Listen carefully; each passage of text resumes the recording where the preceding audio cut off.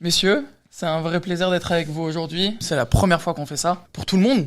Et puis moi j'ai la chance d'avoir les personnes qui m'ont formé, qui m'ont accompagné. Je vais pouvoir les présenter un par un. On commence par la première personne, mon acolyte Hugo Sanchez, trader, investisseur, networker, businessman, un vrai monstre dans son domaine, on peut le dire, et un vrai plaisir de pouvoir faire ça avec toi. Encore d'autres expériences à réaliser. Deuxième personne, Tom. La personne qui m'a énormément aidé sur tout ce qui est la partie accompagnement, compréhension, émotion, etc., etc. Pareil, un gros résultat, que ce soit en crypto, que ce soit en marketing, t'as accompagné des milliers de personnes. Et pareil, vraie gratitude de t'avoir à nos côtés ce soir. Merci de l'invitation, ça fait plaisir. Le numéro 1, le GOAT, Mr. Guillaume Place. Pareil, merci énormément d'être avec nous ce soir. Je sais que t'as refusé beaucoup de podcasts. Et le premier est avec nous, le Spartiate Circle. Et vraiment, gratitude d'être avec nous ce soir. Yo. Le commencement. Du coup, je pense que le premier sujet qui peut être intéressant, étant donné qu'on est tous dans le même domaine, c'est pourquoi faire du marketing de réseau ? Pourquoi aujourd'hui c'est un domaine dans l'entrepreneuriat qui peut être vraiment intéressant pour une personne aujourd'hui qui est pas dans l'entrepreneuriat comme déjà dans l'entrepreneuriat, donc je vous en prie. Moi, ça fait quand même 5 ans maintenant que j'ai commencé cette industrie et j'ai compris qu'en 5 ans, je l'ai compris en tant que franchise. C'est-à-dire qu'au début, je comprenais vraiment le mot marketing de réseau qui peut être mal vu sur certains points. Aujourd'hui, tu marques marketing de réseau sur Internet, tu peux trouver beaucoup d'avis négatifs. Moi, je vois pas du tout comme ça sur le fait que tu peux le changer en mode franchise. Aujourd'hui, avoir une franchise, c'est acheter un McDo, un Subway, un Domino's, ces choses. Et j'ai fait mes recherches, je crois que j'ai un McDo à côté de chez moi. C'est entre 800 000 euros et 1,2 million, je crois. Et je pense que démarrer le marketing de réseau en tant que franchisé, pour moi, c'est la meilleure des choses parce que tu peux te permettre de commencer à bas prix. Moi, je me souviens quand j'ai commencé cette industrie il y a 5 ans, j'avais pas beaucoup d'argent. Le seul argent que j'avais, c'était de l'argent de mon alternance. Et le fait de pouvoir me lancer dans l'entrepreneuriat si peu cher, ça m'a permis de changer ma situation, mais surtout dans cette vision de me dire que c'est quelque chose qui peut être développé par tout le monde. Moi, le truc, c'est que le MLM, ce qui est super marrant, c'est que quand j'ai commencé avec Guillaume il y a 5 ans, j'ai commencé directement par le trading. Ça veut dire que moi, je me suis dit, au départ, on m'a pas parlé du MLM, on m'a juste parlé de la partie trading, de la partie crypto. Et je me dis, bon, ok, il faut que j'en ai pour mon argent, il faut que j'apprenne le trading. Du coup, j'ai terminé toute l'académie trading en une seule nuit. Et ce qui s'est passé, c'est que je me suis dit, si je comprends ça, si je comprends le monde du trading, en gros, je finis le jeu, quoi. Je finis le jeu, je comprends ça, ma vie, elle peut changer. Et en fait, j'ai eu un deuxième réflexe, je pourrais pas vous expliquer pourquoi, mais je me suis dit, si mes potes, ils comprennent ça aussi, le trading, ça peut être une dinguerie. Je me suis dit, tu te rappelles toutes les soirées que t'as fait avec tes potes, puis à la fin de la soirée, tu vois, quand tout le monde a un peu bu, etc., il y a toujours un mec dans la salle qui va dire, les gars, en vrai, venez, on lance un business. Venez, on fait un truc. Il est bien tard. Ouais, il est tard. Voilà, c'est l'expression. Il est tard. Et au final, il y a jamais rien de concret sur la table. Et moi, je me suis dit, je peux être le gars dans mon groupe de potes qui peut vraiment amener un truc concret sur la table. Et en fait, j'ai commencé le MLM comme ça. J'ai appelé tous mes potes le lendemain et je leur ai dit, voilà, j'ai commencé un projet. Et quand j'ai dit à Guillaume que j'avais presque une quinzaine de personnes qui voulaient savoir ce qu'on faisait alors que ça faisait même pas 24 heures que j'avais commencé et que je savais pas présenter, c'est là qu'il m'a expliqué ce que c'était que le MLM. Donc au départ, moi, j'ai vraiment commencé ça naturellement. Et puis derrière, je me suis professionnalisé parce que je suis tombé amoureux de l'aspect aussi professionnel et business de ce domaine-là. Ok, super intéressant. Et ton côté, Guillaume ? Alors moi, je vais te laisser me reposer la question après. Donc je vous repose la question. Qu'est-ce que t'en penses, toi, vis-à-vis de ça ? Tous ces mauvais avis. Là, si on commence par dire directement, pourquoi en faire ? À mon avis, dans la psychologie des gens, c'est si tu commences à dire pourquoi faire du trading. Tu sais, les gens, ils sont très négatifs. En plus, on est en France. En France, on aime bien commencer par la négation ou le débat. Donc, on va donner le débat, on va ouvrir la marche. Je viens de te dire, pourquoi pas ? Parce que tu viens de me dire pourquoi faire du trading. Moi, je te dis pourquoi je vais pas en faire. Et là, tu viens de mettre les arguments avec eux. On va juste refaire le tour. Je te laisse me dire pourquoi finalement, contre ces arguments, ces objections, en réalité, t'es pas d'accord. Et tu peux faire tourner. Hein. Si vous voulez, vous prenez une objection chacun. Donc répondre aux objections de base qu'on a, c'est ça ? Ouais, juste avant, on a dit par exemple, c'est un scam. Ouais. Vas-y. Ok. Déjà, je pense qu'il faut expliquer ce que c'est le mot scam. C'est une arnaque. Aujourd'hui, factuellement parlant, c'est l'industrie qui crée le plus de millionnaires dans le monde. Déjà, dans un premier temps. En termes de faits. Voilà. C'est plus que, en termes de chiffre d'affaires, on parle de cette industrie, c'est plus que la NFL, c'est plus que la musique, c'est plus que les jeux vidéo, c'est plus que les paris sportifs et j'en passe. Donc, factuellement parlant, c'est compliqué d'aller dire que une industrie comme celle-ci, c'est un scam. Si on doit rajouter un deuxième point logique, aujourd'hui, c'est l'industrie qui crée le plus de millionnaires. Aussi, il me semble qu'il y a 76% de femmes qui font 6 chiffres dans le marketing de réseau. Plus de femmes que d'hommes, si je dis pas de bêtises. Exact. Et je crois que c'est 85% de femmes qui développent le marketing relationnel en général. Ok, ça marche. Et puis, troisième point, aujourd'hui, c'est le seul business, je pense, qui va t'amener à grandir en tant que personne. Ça veut dire que aujourd'hui, si tu as envie de réussir dans le marketing de réseau ou aller chercher un petit peu de succès, c'est pas en faisant en sorte d'améliorer les points que t'es déjà bon, c'est en faisant en sorte d'améliorer les points où t'es mauvais à la base. Je prends un exemple aujourd'hui pour mon cas. J'ai démarré ce business-là. J'étais une personne qui avait pas du tout confiance en moi, dû au fait que j'ai été harcelé à l'école. Et aujourd'hui, c'est l'un des points où je suis le plus développé. C'est l'un des points où je suis le plus à l'aise en termes de sujet. C'est l'un des points où je vais le plus aider de personnes et former, que ce soit les personnes dans mes équipes comme des personnes qui sont pas dans mes équipes. C'est vraiment le business où tu vas devoir évoluer le plus si tu as envie de pouvoir aller chercher plus de résultats en tant que personne. Les gens ont peur de démarrer le marketing relationnel par rapport à un avis qu'ils vont avoir sur beaucoup de choses. Mais moi, j'ai cet avis aujourd'hui, peu importe ce que tu vas noter sur Internet, Coca-Cola, McDo, Uber, c'est 50% d'avis positifs, 50% d'avis négatifs. Tu marques Cristiano Ronaldo sur Internet, tu as 50% d'avis de personnes qui sont pour Cristiano Ronaldo et 50% d'avis de personnes qui sont contre Cristiano Ronaldo. Et moi, je pars du principe simple, c'est qu'aujourd'hui, cette industrie, tu peux démarrer, comme j'ai dit tout à l'heure, pour peu cher, pour des sommes entre 150 à peut-être 500 euros, ce qui est très peu cher. Et en fait, tu n'as pas toute la logistique et tout le travail qu'un entrepreneur normal peut avoir. Tu ouvres un restaurant. T'as besoin de faire quoi? Trouver un local. T'as besoin de travailler, de trouver des personnes qui vont travailler pour toi, donc les payer. T'as besoin de trouver de la logistique de tout ce qui va pouvoir être fait, les chaises, les tables, les couverts dans ton truc, prendre les aliments. Enfin, c'est énorme aujourd'hui pour un entrepreneur en général de tout ce qu'il peut pour construire son business. Moi, je trouve que dans l'industrie du marketing relationnel, tu te lances dans l'entrepreneuriat pour peu cher, comme je l'ai expliqué, mais tu as accès à tout. Tu as accès soit à un produit ou un service que tu apportes à des personnes, mais tu n'as pas accès à toute la logistique. C'est pas toi qui gères les rémunérations, c'est pas toi qui gères la création de cette entreprise. Tu es en tant que franchisé dans quelque chose qui te permet, pour peu cher, je le redis encore une fois, de pouvoir démarrer l'entrepreneuriat. J'ai une approche aujourd'hui où l'aspect business model du MLM, en fait, je trouve que non seulement il est grave dans l'air du temps, mais en plus de ça, il est extrêmement intelligent. Parce que j'aime bien prendre les deux aspects du MLM, l'aspect professionnel, l'aspect personnel. L'aspect professionnel, c'est quand tu es networker, quand tu développes un marketing relationnel, tu es apporteur d'affaires pour une plateforme.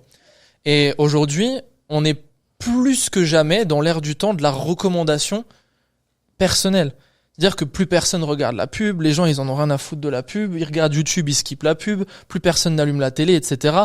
C'est devenu hors de prix d'acheter des bandes de pub dans la rue, etc. Mais personne ne calcule ça.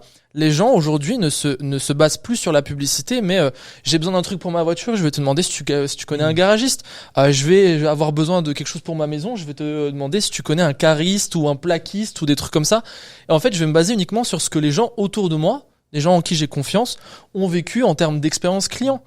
Et si aujourd'hui, tu as une société qui te permet, toi, de te créer une source de revenus uniquement en recommandant ton expérience client, c'est super intelligent. Je te pose la question, si tu avais l'opportunité de développer un business où tu étais sûr à 100% des bienfaits, pas des résultats, mais des bienfaits du produit ou des services de ce business, est-ce que tu le développerais, ce business?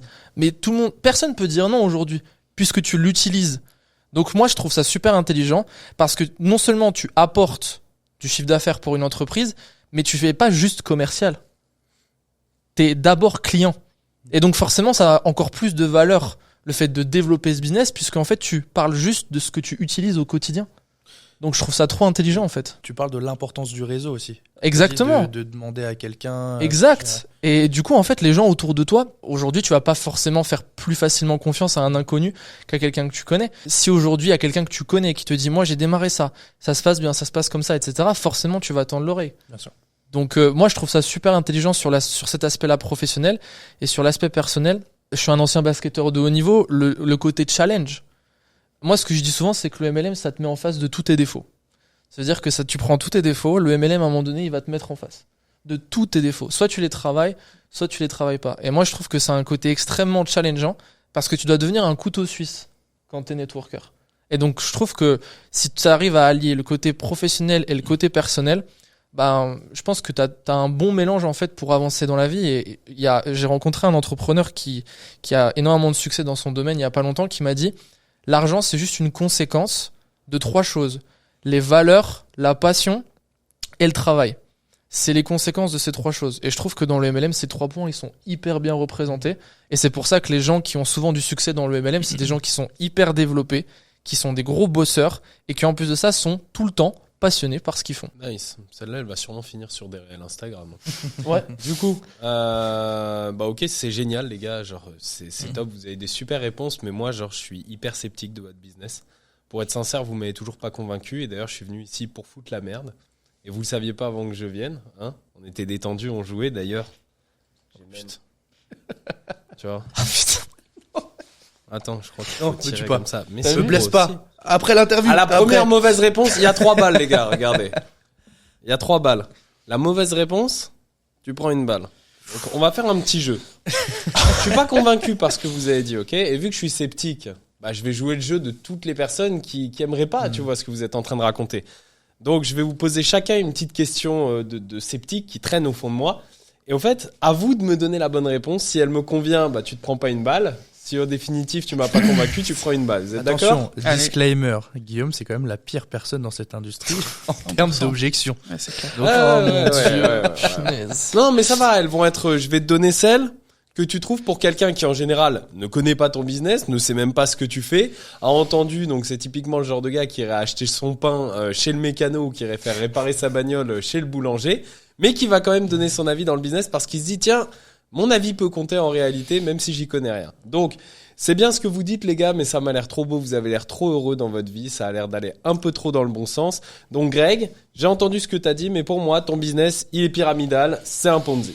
Ok, ça marche. On peut faire une discussion ou je dois faire un monologue? Je suis fermé, mais je t'écoute. Ok. Est-ce que tu es capable de m'expliquer ce que c'est un Ponzi? Moi, oui, mais ceux qui le disent en général, non. Ok. Donc, ça marche. explique-moi, vas-y. Donc là, tu veux que je t'explique déjà dans un premier temps ce que c'est un Ponzi? Ouais, ça m'intéresserait. Ouais. Ok, un Ponzi, factuellement parlant, c'est ce que vous pouvez retrouver sur Internet. Le premier point, c'est que c'est illégal. En effet, ça, c'est un vrai scam. Le deuxième point, c'est qu'un Ponzi, généralement, on l'appelle aussi du coup l'effet boule de neige. C'est-à-dire, en gros, on fait grossir un réseau, grossir. Les personnes qui sont tout en haut, justement, de ce réseau vont prendre l'argent des personnes qui arrivent encore. Et généralement, au bout de 2 à 3 ans, l'entreprise ferme et les personnes qui étaient tout en haut du réseau partent avec l'argent. Factuellement parlant, un Ponzi, ça va être ça. Donc, la question que tu me posais, c'est, ou plutôt l'objection, c'était, ok, ton business, c'est un Ponzi. Moi, je vais te dire que non. Parce que déjà, dans un premier temps, dans un Ponzi, il n'y a pas de service. Aujourd'hui, les services qu'on développe au sein d'IAM Master Academy, ils ont une valeur à plus de 6 chiffres. Donc ça, c'est le premier point. Le deuxième point, c'est que un Ponzi, c'est illégal. Tu me fais peur avec ton arme.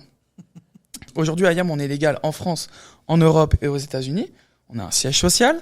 Le troisième point, comme j'ai dit, c'est l'effet boule de neige. Aujourd'hui, dans IAM, on a un plan de rémunération où, en moyenne, c'est entre 33% à 22% de retour sur investissement sur le chiffre d'affaires que tu crées. T'es pas payé au nombre de personnes que tu vas inscrire.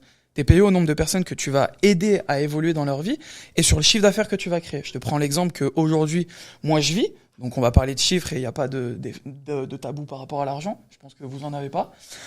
Aujourd'hui, moi je suis payé $5 000 mensuels avec mon business. Pour un chiffre. Petit disclaimer pour la masse.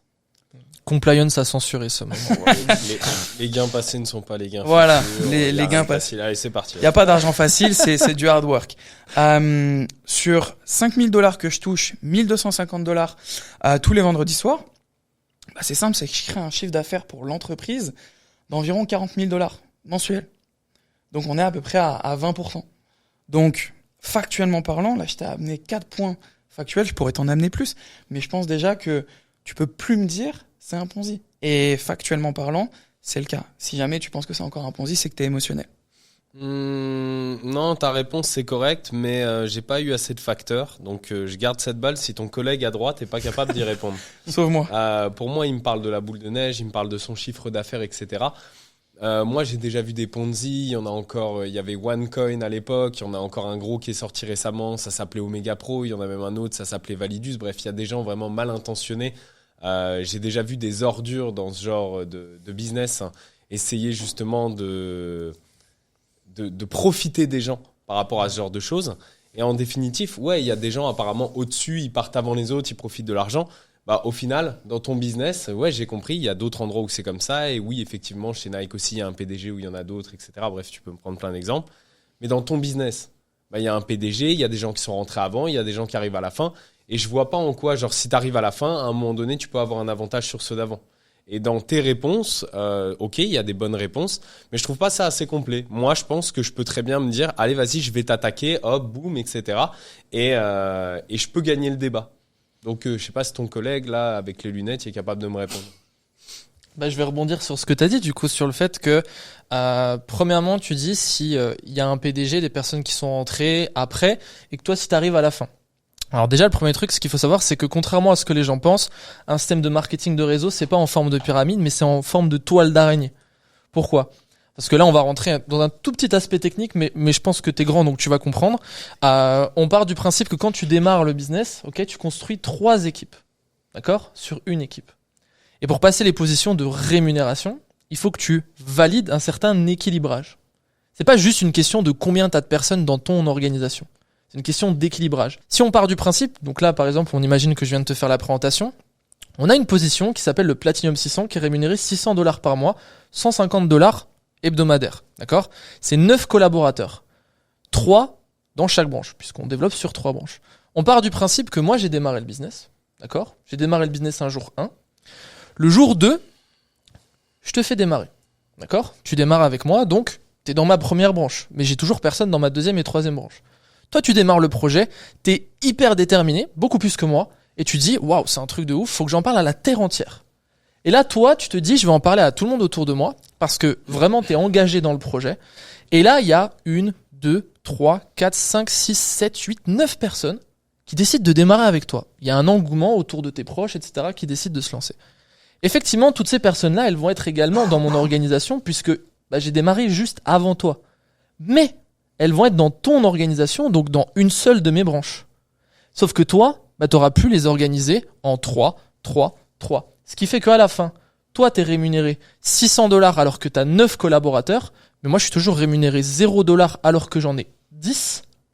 Toi, plus tes 9 collaborateurs, mais que dans ma deuxième et troisième branche, si moi, j'ai pas fait le taf en amont, si j'ai pas continué de faire le travail, moi, je suis pas rémunéré. Pourtant, t'es arrivé après moi. Donc, t'es en dessous de moi dans l'arbre. Ce qui fait que dans un système pyramidal, c'est impossible. On est bien d'accord que dans un système pyramidal, dans le principe même d'un Ponzi ou d'une pyramide, tu ne peux pas dépasser la personne même qui est juste au-dessus de toi. Là-dessus, on est d'accord. Donc on est d'accord que je viens de te prouver par A plus B que tu pouvais dépasser quelqu'un qui est au-dessus de toi. Ouais. Donc on est bien d'accord qu'on peut pas dire que c'est un système pyramidal. Ah, je suis pas d'accord. Bah non, là c'est de la mauvaise foi. Ouais, peut-être. Mais je suis quelqu'un de sceptique, donc de la mauvaise foi j'en ai, et ça tu peux rien y faire. Ok, c'est comme ça. Mais j'ai pas terminé. Ok. Je vais rebondir sur un autre truc. C'est que là, tout à l'heure, tu as parlé justement de certaines sociétés qui ont été qualifiées de Ponzi. D'accord ? Ouais. Elles avaient quoi, toutes ces sociétés en relation ? Donc, qu'est-ce qu'elles avaient comme point qui les différenciait justement de ce que nous, on fait avec IAM ? Elles avaient un truc en commun. Est-ce que tu sais ce que c'est ? Ouais, je pense savoir parce que j'ai des amis à moi qui m'ont dit, donc le père du frère de ma tante, le hérisson, qui a investi parce qu'il croyait dans l'argent facile. D'accord. Et qui s'est dit, je vais croire des gens que je connais absolument pas, me dire que avec des promesses, sans travail, sans formation, sans sérieux, j'ai juste à poser de l'argent, laisser courir, rien faire, la société gère tout. Et au fait, je vais retrouver du 12-16%, enfin 16 fois mon capital parce que je vais aller attendre tant de mois. Ou par exemple, dans ceux que je donnais en l'occurrence, c'était des choses comme 300% dans 12 ou 16 mois. Et pour moi, tu vois, vos trucs, c'est sûrement un truc comme ça parce que y a les arnaques, on est en 2023, bientôt 2024, il y en a trop. Donc je peux pas te croire comme ça. En fait, tu viens de dire exactement ce que j'allais te dire, c'est que toutes ces sociétés-là, elles proposaient des retours sur investissement. Et toi, c'est-à-dire non ? que c'était des sociétés, IAM Mastery Academy, c'est une école. À aucun moment, je t'ai proposé d'investir ton argent pour avoir un retour sur investissement. Tu n'investis pas ton argent pour gagner de l'argent. Tu investis ton argent pour de l'éducation. À partir du moment où c'est de l'éducation qui est promis, à aucun moment, on a parlé de gains ou d'argent ou de retour sur investissement, ou alors personne t'a dit que quelqu'un allait prendre ton argent, investir pour toi, etc. Aujourd'hui, tu ne peux pas avoir un Ponzi si on parle uniquement d'éducation. Il n'y a pas de système automatisé chez IAM, il n'y a pas de robot. Personne te dit qu'on va trader ton argent pour toi. L'objectif, c'est que tu rentres dans IAM, tu viens t'éduquer, tu viens te former. Nous, on fait 50% du travail, c'est-à-dire dans l'éducation, et la qualité de l'éducation est liée. Ça fait 10 ans que la société elle existe, la société elle a été créée par 2 financiers, plus de 4 millions de personnes à l'international en l'espace de 10 ans. Ça va, je crois qu'en termes de crédibilité et de qualité d'éducation, là-dessus, c'est un fait. Par contre, il y a les 50% autres que toi, tu dois faire, c'est-à-dire l'application. Et moi, je peux pas te promettre des gains quand je connais uniquement la qualité de l'éducation, mais pas la qualité de l'application que toi, tu vas mettre à l'éducation que tu vas recevoir. Donc, à partir du moment où on parle uniquement d'apprendre, peut pas y avoir de Ponzi ou de choses comme ça, puisque moi, je te promets absolument rien, à part juste des connaissances. Ok, c'est pas mal. C'est pas mal. Mais je suis encore sceptique. Mais t'as juste envie de tirer, en fait. Non, je suis encore sceptique. Yatom, t'as juste envie de tirer. J'ai de l'ego. Arrête. Envoie Tu sais, ta question à Tom. Les gars, je suis cette personne avec un profil Chiant. recréé 3 fois parce que je suis mon ex sur Instagram et que j'ai du temps à perdre et que je viens trouver ton réel pour venir mettre mon avis alors que j'ai toujours pas bougé dans ma vie. Je suis cette personne. Ok. Donc moi, même si ce que tu dis a du sens,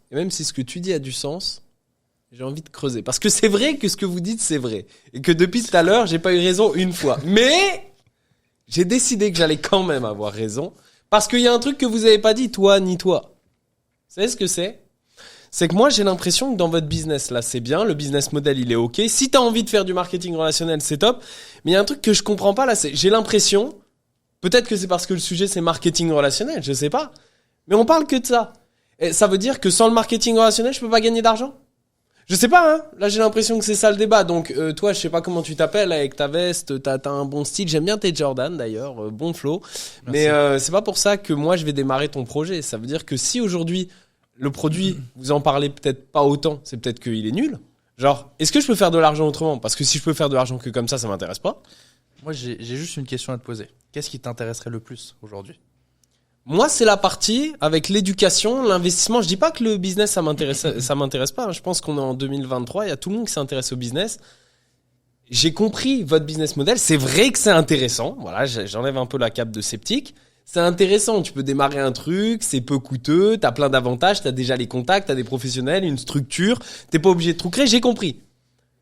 Mais si le projet lui-même me semble pas concret, si l'éducation, la formation, elle me semble pas concrète, au final, je vais pas le démarrer. Donc, quand tu me dis qu'est-ce qui m'intéresse, moi, ce qui m'intéresse, c'est la partie investissement, mais notamment la partie est-ce que je vais vraiment être formé à savoir le faire ? Parce que moi, je veux pas te donner mon argent, je veux pas que tu le fasses pour moi. Et les trucs de argent facile, copier-coller, blablabla, moi, j'y crois pas. Donc, Ok, si t'as mais ça, regarde, peut-être. par exemple, à quel moment j'aurais pu te dire que c'était de l'argent facile ? Aucun moment. Aujourd'hui, quand on présente un business, si la première personne te dit que c'est de l'argent facile, court très loin. Parce que c'est jamais des business comme ça qui vont se développer. Hors partie marketing, aujourd'hui, j'accompagne plus de 900 personnes quotidiennement. J'ai plus de 86% de personnes en termes de faits. Je pourrais te montrer si tu veux. En termes de faits, 86% de personnes qui utilisent 100% les services. Et aujourd'hui, une industrie qui te permet de pouvoir développer des connaissances sur de l'éducation financière, l'investissement, la crypto-monnaie, les actions ou encore toute chose, bah aujourd'hui, tu en as plein, mais c'est très rare parce que, comme tu l'as expliqué tout à l'heure, tu peux avoir des Ponzi. Un Ponzi, c'est un flux d'argent du bas vers le haut. Aujourd'hui, une industrie comme ça qui te permet de t'éduquer par rapport à des connaissances. Pour moi, je dis toujours, des connaissances, c'est des choses qu'on t'enlèvera jamais. On est bien d'accord que tu sais faire du vélo. Ouais. Ok. Que je te passe un vélo à Paris, à Marseille, à Bordeaux, à Hong Kong, à Marrakech, peu importe, tu sais faire du vélo. Aujourd'hui, c'est la compétence numéro 1 qu'on veut mettre en avant, c'est acquérir des connaissances pour savoir les utiliser. Donc aujourd'hui, dans certaines académies, déjà, tu vas avoir un module de vidéo qui va te permettre de comprendre les bases. Tu t'y connais un petit peu en investissement ou pas ? Non, jamais. J'ai la tonte de Ok. mon cousin, le hérisson, mais rien Ok, d'autre. donc c'est juste des choses que tu as demandé. Nous, aujourd'hui, on parle en termes de faits, c'est une école, comme on a pu te dire. Et l'école te permet d'avoir les vraies connaissances de base pour commencer du début. C'est ce que tu cherches, on est bien d'accord. Ouais, c'est ce Ok. que je recherche. La deuxième chose qu'on va mettre en place, et pour moi, c'est ce que je préfère le plus, c'est accès à des lives qui te permettent d'avoir accès à plus de 200 éducateurs qui sont certifiés. On n'a pas pris le boulanger du coin ou le mécano du coin qui te permet de parler de crypto parce que le Shiba a fait plus 1000%. Non. On a des éducateurs qui sont certifiés, qui eux te permettent de te former plusieurs fois par semaine. Nous, dans le secteur francophone, on va avoir 11 éducateurs qui te permettent de former plus de 27 heures de live trading par semaine. Et moi, aujourd'hui, c'est ce que je veux te mettre en avant aujourd'hui si tu cherches une certaine éducation. Après, si, comme tu as dit tout à l'heure, un système de Ponzi, aujourd'hui, je ne vais pas te mettre ça en avant. Le marketing relationnel, c'est quelque chose qui est totalement optionnel. Mais aujourd'hui, ce n'est pas ça qui va te rémunérer, c'est tes compétences et le fait de pouvoir l'utiliser, tout simplement. On peut se poser et discuter de votre business. C'était évident. Mais ça me parle. attends, mais du coup- je suis ouvert. Maintenant, reviens dans ta peau de Guillaume normal. Et j'ai une vraie question par rapport à ce type de profil. Est-ce que justement, toi, à titre personnel, en tant qu'entrepreneur, networker, etc., qui quand même prend soin de son temps, est-ce que, avec ce genre de profil, est-ce qu'à un moment donné, tu te poses pas la question de est-ce qu'aujourd'hui, cette personne-là, elle est tellement fermée, malgré le fait que je lui amorce fait sur fait sur fait, est-ce qu'aujourd'hui, mon temps, est-ce que j'ai pas meilleur temps justement de le mettre ailleurs, arriver à ce point-là, ou est-ce que vraiment tu vas aller jusqu'au bout, même si ça peut durer indéfiniment? À partir de quel moment tu te dis, peut-être tu rebrousses chemin et tu te dis, en fait c'est juste une personne avec qui je peux pas travailler pour le moment? Pour moi, le mal est au service du bien. C'est une phrase qu'il faut comprendre, mais à partir du moment où tu tombes sur une objection, où tu tombes sur une résistance, c'est juste un challenge. Et moi, personnellement, dans la vie, je suis un challenger. Ça veut dire que quand je rencontre ce type de situation, j'ai que deux choix. Soit je la calcule pas, soit je relève le challenge et je vais le remporter. Et au fait, quelqu'un qui aujourd'hui croit en moi, c'est quelqu'un que j'emmène avec moi et je le prends comme une mission. Ça veut dire, on me fait confiance, je dois être à la hauteur de la confiance. Quelqu'un qui croit pas en moi, c'est une mission. Ça veut dire, tu crois pas en moi, je vais devoir justement te montrer et me surpasser pour prouver pourquoi mon business, il est excellent ou pourquoi je suis compétent à aller chercher du résultat avec ça ou tout simplement à progresser ou faire progresser autour de moi. Donc, quand quelqu'un vient se heurter à moi, si tu veux, c'est très rare, voire ça n'arrive quasiment jamais que je ne calcule pas la personne. Le seul moment où je peux vraiment rebrousser chemin, c'est si je rencontre une personne où elle n'est pas sur des objections, elle n'est pas sur de la peur, elle n'est pas sur du scepticisme, elle est sur de la totale mauvaise foi et un pur ego. Ça veut dire qu'il y a une volonté de nuire. Et dans ces moments-là, j'aimerais dire que tu peux pas changer quelqu'un qui n'a pas envie de changer, tu peux pas faire évoluer quelqu'un qui n'a pas la volonté d'évoluer. Donc, si je le fais simple, Cristiano Ronaldo, moi j'adore étudier les plus grandes stars de ce monde, et Cristiano Ronaldo, il disait « Votre amour me rend fort, votre haine me rend invincible ». Et j'adore me servir de ça parce que c'est vrai que l'amour, quand il est donné, il est assez spontané. Tu le prends, c'est du baume au cœur, ça te pousse à te dépasser. Et Conor McGregor disait aussi, chaque jour où tu n'es pas engagé envers les personnes qui te font confiance ou même envers toi-même, c'est que d'une certaine manière, tu es en train de trahir ta parole, ton engagement, ton honneur envers les personnes qui en backstage te font confiance et croient en toi et défendent ton nom quand tu es en train de te battre dans une direction où personne n'y croit. Et dans le même temps, en réalité, je pense que tu auras toujours 80 voire 95% du temps des gens qui ne croient pas en toi ou des gens qui attendent de voir ce que tu es capable de faire. Donc, si tu as peur de ces personnes, si tu veux pas de ces personnes dans ta vie, si tu veux pas de ce challenge, tu peux pas réussir parce que il est en majorité. Peu importe le projet que tu commences et peu importe ce que j'ai prouvé dans ma vie, j'ai été 8 fois champion de France dans ma vie, je l'ai été en escrime, je l'ai été en basket, j'ai fait tout ce que j'ai fait dans le network, je suis allé taper des gros chiffres en trading, des gros chiffres en crypto. Si demain je change de domaine, tous ceux qui me voient actuellement, si je décide de devenir, je sais pas moi, de devenir bon en équitation ou alors de devenir un bon pâtissier, je t'assure que malgré tout, je vais quand même repasser par la case départ, ridicule, dangereux, évident. Les gens vont dire que je suis fou. Qu'est-ce qu'il fait? Il va pas réussir, c'est stupide. Maintenant, quand je rencontre une personne en business qui vient s'opposer à moi, littéralement, en fait, au tout début, je vais même vous prendre votre exemple. Vous étiez pas prêt, mais pourquoi vous êtes devenu qui vous êtes? Parce que vous n'étiez pas à la hauteur de répondre à ce type de questions et vous avez fait en sorte de prendre vos échecs comme des challenges, à évoluer, apprendre et comprendre tellement, devenir tellement légitime qu'à un moment donné, ça allait être automatique de pouvoir démonter n'importe quelle objection. C'est ce qui fait que vous êtes arrivé là où vous en êtes arrivé aujourd'hui. Dans mon cas, c'est exactement la même chose. Si à un moment donné, je peux répondre à une question, c'est qu'elle fait partie de ma zone de confort. Si je ne suis pas apte à répondre à cette question, ça veut dire que je suis hors de ma zone de confort. Quelqu'un qui me met hors de ma zone de confort, c'est quelqu'un qui va me faire évoluer. Ça veut dire que le mal est au service du bien. Peu importe à quel point tu essayes de me gangréner. J'ai eu beaucoup de personnes qui étaient avec moi dans ma vie. J'en ai aussi eu qui étaient contre moi. Je l'ai toujours dit. Mes meilleurs amis, ceux qui m'ont le plus donné l'opportunité de progresser et de réussir, ça a été mes pires ennemis. Et parce que je les ai toujours pris comme ma chance d'aller exploser mes plafonds, bah c'est ce qui fait qu'à chaque fois, j'ai explosé mes plafonds. Donc non, c'est pas des problèmes, c'est des opportunités. Propre. On va partir sur un deuxième sujet, messieurs. La matrice, métro, boulot, dodo. C'est, je pense, des choses qui nous inspirent. On a beaucoup de choses à dire là-dessus. Moi, je je vais pas dire passionné, mais c'est vraiment un domaine qui m'intéresse parce que j'ai beaucoup creusé vis-à-vis de ce qui s'est passé dans le passé avec la société, comment l'école est venue, pourquoi, etc., etc. Et je pense que si ça vous va, pareil que Guillaume, je vais vous poser des questions précises vis-à-vis de tout ça, si ça vous tente. Avec plaisir. Tout le monde est OK? Go. OK, ça marche. Bah, Tom, la première question que moi je vais te poser, t'as suivi le profil type, parfait du métro boulot dodo. Exact. Ça veut dire que tu travaillais, je crois, plus de 45 ou 50 heures 60 heures par semaine.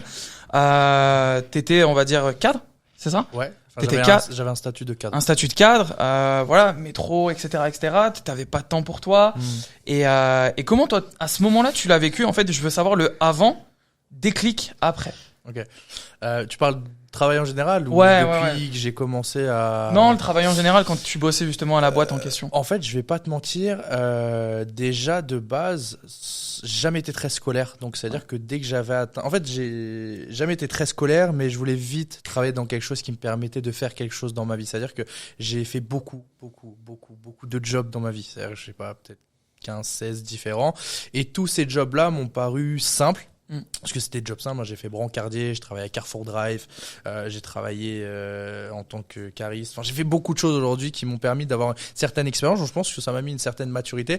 Mais le jour où je suis rentré vraiment dans mon poste de cadre, entre guillemets, je vais mettre ça entre guillemets parce que tu peux t'appeler cadre sur beaucoup de choses. Moi, j'avais ce poste de cadre parce que j'avais fini ma licence et j'étais rentré dans une société qui me permettait d'avoir ce poste-là.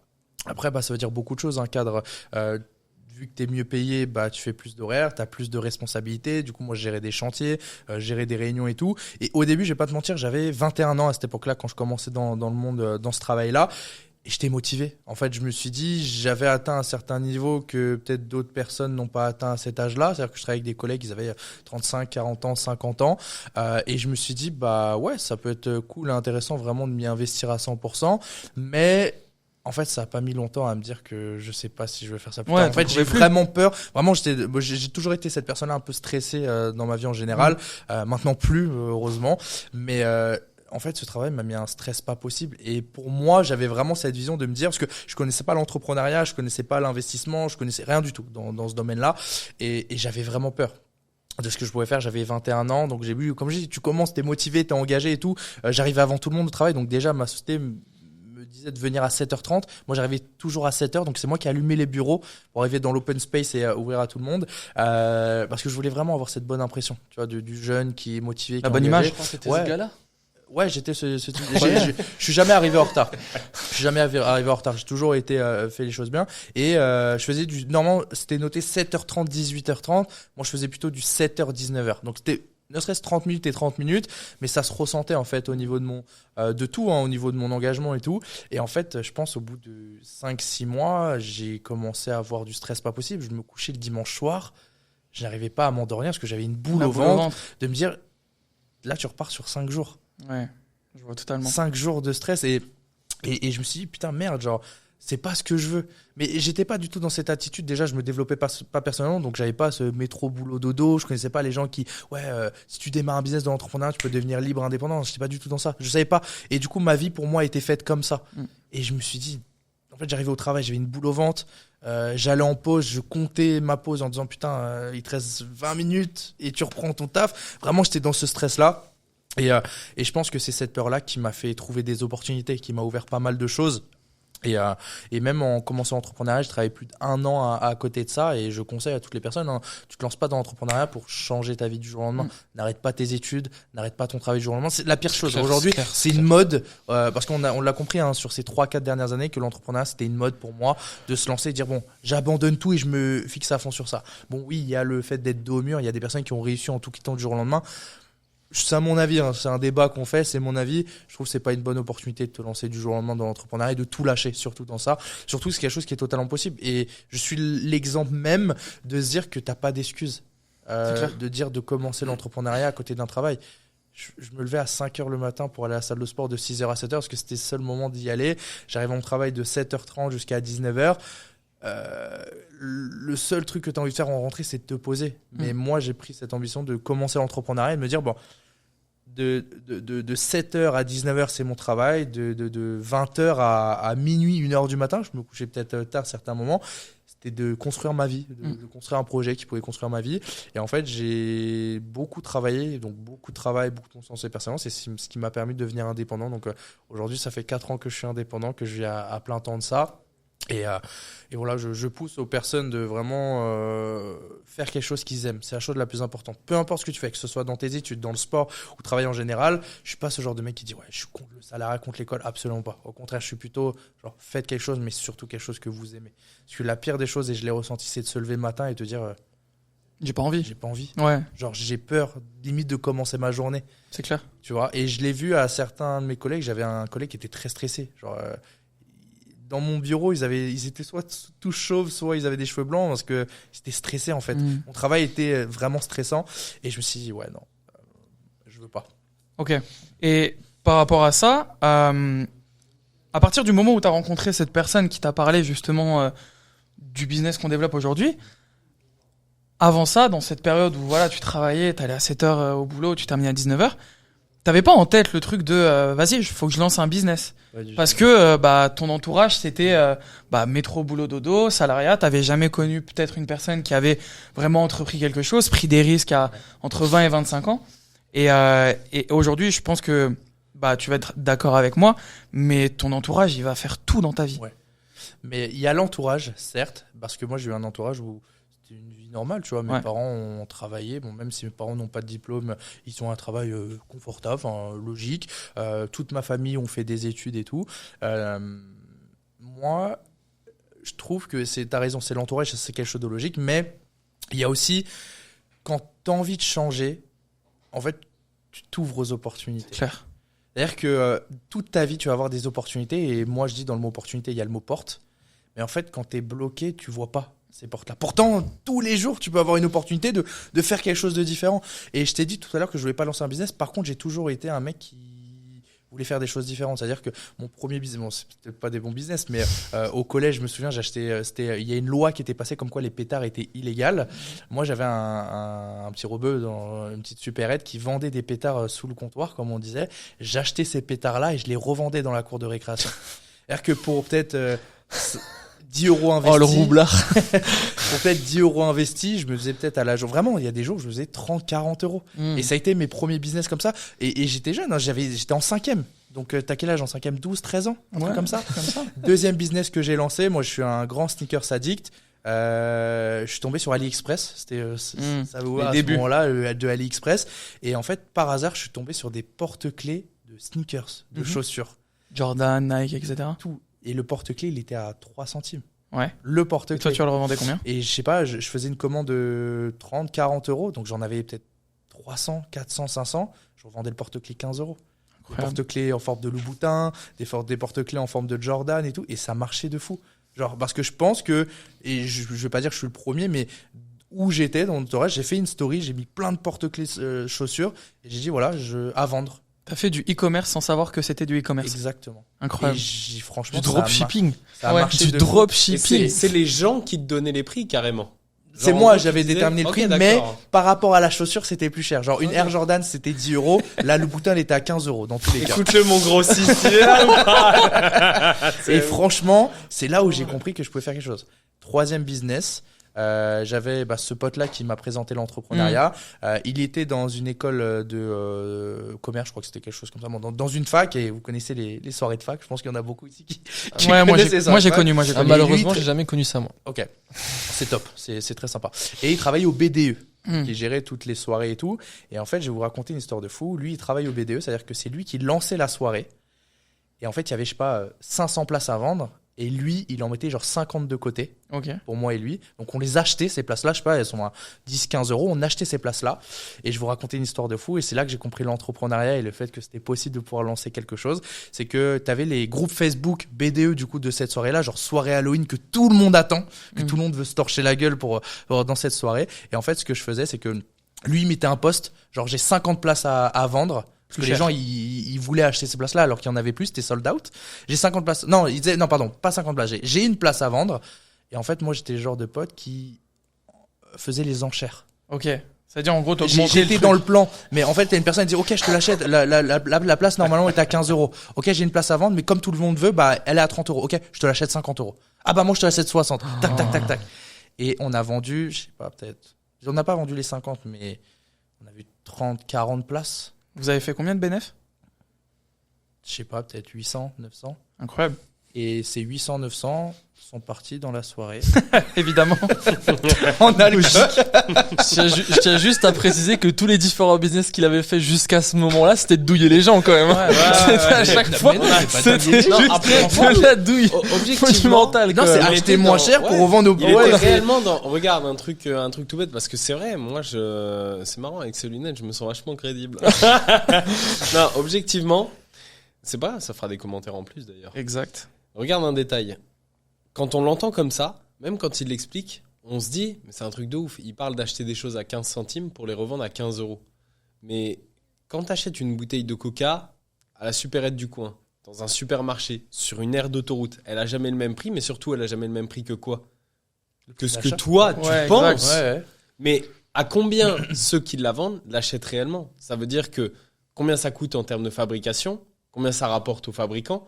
Tu peux très bien vendre une canette de coca à 3,50 € alors que ça t'a coûté 9 centimes, 10 centimes de l'avoir. C'est un exemple, je connais pas exactement les prix.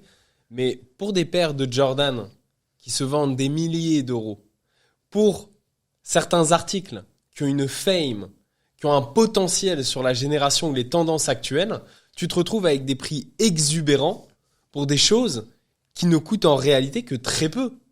Donc quand il est en train d'expliquer ça, bah, on peut se dire, c'est typiquement en fait la réaction même que ton entourage peut avoir à des moments. Moi j'entends son business, là on parle de business. Quand tu vas chez n'importe quel commerçant, ce que tu dois comprendre c'est qu'il doit dégager une marge. Et là, il faisait du e-commerce sans savoir que c'était du e-commerce. Mais quand t'es chez H&M, quand t'es chez Zara, quand t'es dans toutes les boutiques les plus normalisées que tu veux, t'achètes des choses à un prix banal. Quand c'est les soldes, il y a même des fois, c'est même pas les soldes, il y a marqué 30%, c'est même pas 30%. C'est prix comptant, ou alors c'est un 10%, mais t'achètes quand même. Et tu te dis, ouais, j'ai fait une affaire de malade. C'est clair. Alors que la vraie affaire, c'est que le boug, il est en train de te vendre quelque chose qui lui a coûté 3,99 ou 4,99 au prix de 40 euros ou 50 euros en te disant, ouais, je viens de te mettre 10 ou 30% de solde. Mais que, parce que c'est une marque, d'où l'importance du branding et aussi la réputation à travers le temps, c'est normalisé, c'est banal. C'est comme, et je te donne un exemple aujourd'hui, c'est tout con. Je suis pas quelqu'un de matériel, mais je me suis fait plaisir aujourd'hui. Mon comptable, il m'a même dit, Guillaume, écoute, t'as vraiment fait une bonne année, t'as bien géré tes comptes, va te faire plaisir. J'ai dépensé l'équivalent de 2170 € aujourd'hui dans des marques de luxe. Chaque chose que j'achetais, je savais très bien que c'était au-delà du prix, que ce soit chez Palm Angels, que ce soit chez Fendi, Louis Vuitton, ce que tu veux. Mais je m'en fous parce qu'à ce moment-là, je suis pas en train d'acheter un article, je suis en train d'acheter tout ce qui se dégage autour. Je suis en train d'acheter aussi la marque sociale, le branding, qu'est-ce que ça représente, quelle importance je vais pouvoir lui donner. Et quand il est en train d'expliquer ça, peut-être qu'à ce moment, ça coûte que 10 centimes. Mais personne ne sait où se le procurer, personne ne sait comment il l'a. Personne autour de lui est en train de vendre ça. Il est dans une tendance, une fame, les gens recherchent à être plus cool.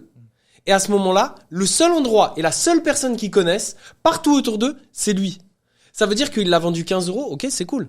Il aurait pu le vendre à certaines personnes 40 €, il l'aurait pris quand même, parce qu'il se disait, j'investis dans ça, ça va être ça, je vais avoir telle remarque, je vais pouvoir le montrer de telle manière. Et c'est ça, à ce moment-là, ce que les gens recherchent. C'est la même chose pour les marques de luxe. Donc fait, ouais, sur il a fait une grosse marge, et c'est mes- cool. Sur mes premiers business, je pense qu'il y a deux gros points, l'offre et la demande Ouf. et le storytelling. C'est clair.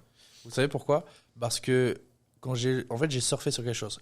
Le moment où j'ai acheté les pétards pour les revendre, c'est le moment où Il y avait ça la a été la règle que comme quoi c'est interdit d'acheter des pétards. C'était le thug du groupe en fait. Non, même pas. Le mec, il est Reseller hors la loi. Non, mais en fait, je pense que j'ai misé sur ça parce que les gens aiment l'interdit. Ouais. Tu dis que c'est interdit, je veux ça si c'est interdit maintenant.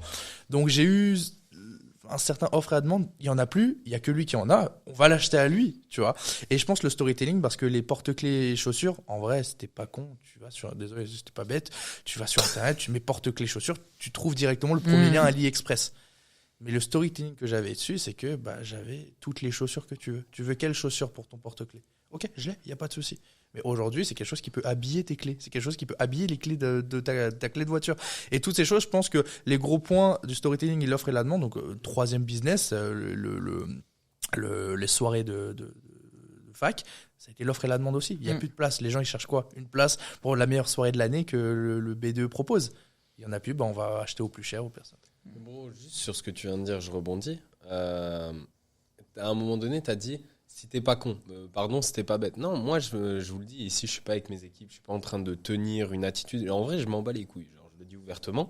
Ça veut dire que, oui, s'il faut pas être con, objectivement. Parce que regarde, on dit tout le temps, les gens n'aiment pas qu'on leur vende. Mais le métier, la compétence qui permet de changer sa vie, de réussir dans n'importe quel business, voire même si aujourd'hui tu es un bon sportif et que tu sais te vendre, t'as pas besoin d'argent, t'as pas besoin de quoi que ce soit. Tu es capable de décrocher des gros contrats. Au fait, peu importe ce que tu vas faire, tu es capable de décrocher soit des gros contrats, des grosses opportunités, des gros deals, des bons business. C'est le fait qu'au fait, à un moment donné, tu es visionnaire. Tu vois des opportunités, mais surtout, au lieu de les voir, tu vas les chercher avant les autres. C'est réel. Et regarde dans ce que tu dis, il suffit de faire ça. Bah oui, il suffit. Mais les gens n'aiment pas lancer un business, mais ils veulent tous lancer un business. Ça veut dire quoi? Ils sont tous comme ça quand ils sont démolis en soirée. Imagine un jour on lance un business, mais qui le fait? Bah, le seul qui est assez visionnaire pour se dire il est temps de le faire. Les gens n'aiment pas qu'on leur vende, mais les gens adorent acheter. Et on dit tout le temps, j'aime pas les vendeurs. Mais par contre, ils adorent qu'on les séduise. C'est la même chose dans une relation. Quelqu'un qui te dit ouais, tu sors avec moi, etc. Bah, tu vas pas sortir avec lui. Quelqu'un qui a cette capacité à séduire, à amener les choses de la bonne manière, c'est quelqu'un qui a cette capacité à t'emmener à l'intérieur de ce jeu auquel tu veux participer, auquel tu veux jouer. Et maintenant, regarde, je veux pas démarrer un business parce que j'ose pas, mais par contre, s'il y a un business qui répond à ma demande, là, je vais le sélectionner. J'aime pas qu'on me vende, mais par contre, si c'est bien amené, je veux acheter. J'ai un salaire, mais je veux pas l'investir. Pourquoi? Parce que je veux consommer. Les gens font des choix de merde. Et quand tu dis pardon, ouais, peut-être avec les équipes, peut-être. Et même, il y en aura qui écouteront ça et tant pis, ils verront un autre visage de moi. Mais la réalité, c'est qu'il faut dire les termes. Si les gens, ils étaient en train d'acheter ça, c'était leur choix. Parce qu'il suffisait de se dire, tiens, il a ça. Où est-ce qu'il l'a eu? Peut-être qu'au lieu d'être simple consommateur, je peux peut-être devenir comme lui entrepreneur en prenant la décision d'investir pour entreprendre et cumuler les deux. Et c'est pour ça qu'il y a 95% de la population qui se partage seulement 5% des richesses du monde. Et moi, je les blâme pas, j'ai été comme eux. Mais à un moment donné, si tu as cette compétence à être dans les 95 qui se partagent que 5% des richesses, tu as ce manque des 4 libertés. C'est sa question, c'est son débat du moment. C'est cette rat race, c'est métro, boulot, dodo, c'est tout le temps avoir un salaire, une fois par mois, galérer, vouloir consommer pour vouloir essayer de prouver aux autres que tu as une vie que tu pas. Et au final, ton business, qu'est-ce qu'il donnait? Une vie aux gens qu'ils n'avaient pas. Même quand tu vendais des pétards et autres, c'était quoi? Le fait de se sentir vivre dans l'adrénaline, de faire un truc hors la loi à ce moment-là. Ok, très bien, on en revient toujours à la même chose. Les gens achètent pour se sentir vivre. Mais quand tu montes un business, quand tu sors de ce 95% qui a que 5% des richesses, 0 des 4 libertés, est-ce que tu as réellement besoin de consommer en continu pour te sentir vivre? La réponse, c'est non. Tu n'en as pas besoin. T'es en train de vivre, t'as tes tripes sur la table. Tu peux être comme Harry Potter, sous l'escalier, 4 private drive, je sais pas quoi, tu vas tabasser parce que t'es animé. Et ton business, c'est ce qui t'animait. Les gains que t'en faisais, c'était tant mieux. D'ailleurs, regarde, t'étais pas beaucoup plus intelligent que tu le balançais en alcool derrière.